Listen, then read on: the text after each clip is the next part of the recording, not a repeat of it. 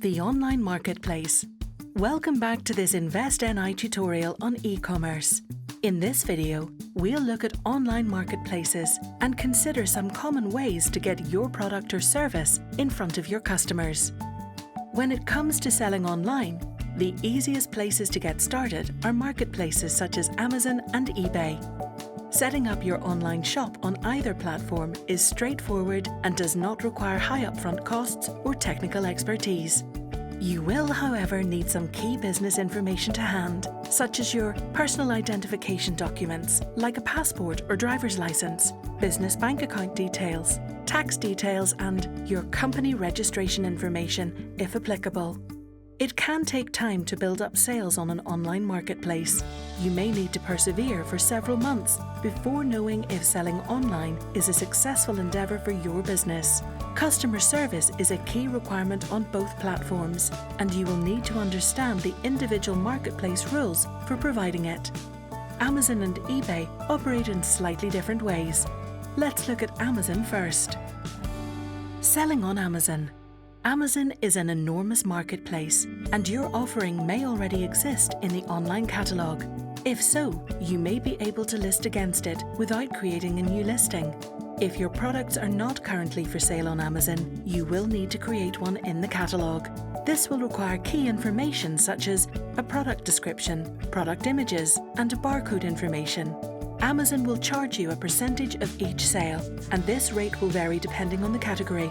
Some of Amazon's categories are gated, which means you will need to apply to sell within them. Amazon's Seller Central vendor support pages provide the information you need to do this. Amazon can store certain products on behalf of sellers. This is known as Fulfillment by Amazon, or FBA. It means that you can leverage their large order processing and dispatch capabilities, and it can be a great way to scale your business. Selling on eBay.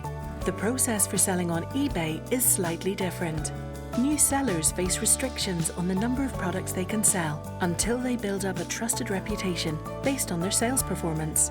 You will need to create a listing for each product and upload your own images and descriptions. Like Amazon, eBay charges a percentage of each sale. Paid promotions. You can pay to promote your products on both Amazon and eBay using advertising campaigns specific to each marketplace. More customers will see your products, but be careful. You will need to account for this extra spending when calculating the cost of your sales. Balancing the cost of each sale against the profit of each one you make is an important consideration when selling online. Building an e-commerce website. Online marketplaces are a great way to gain insights into the mechanics of online selling. But in time, you will probably want to build your own e-commerce website to potentially increase your profitability. Choosing a domain name. When the time comes to create your own website, one of the first things you should do is think about your domain name. This is your website's address. It will also be used for your business email address, so make sure that it reflects your business. It must be unique and must not infringe on any registered trademarks. You can search for registered trademarks on the gov.uk website. There are many companies who can register your domain for you. Search for Register Domain to see your options. When you come to register your domain, you will be asked to choose your domain name extension such as .com, .net or .org. Most local businesses choose .com, .co.uk or .ie. Domain names are rented on an annual basis. The cost is low, but it is something you must budget for. Setting up your site.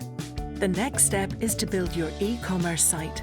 There are many ways of doing this, but a straightforward option is to use a hosted e-commerce platform to manage the technical aspects.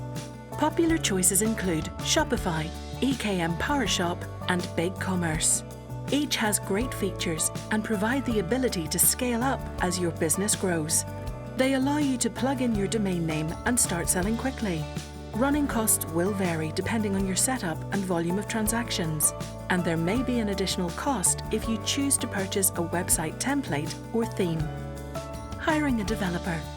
You might consider hiring a web developer to help you set up your online store. Make sure that you get several quotations and ask for their portfolio of work. It's important to see what they've done for other businesses.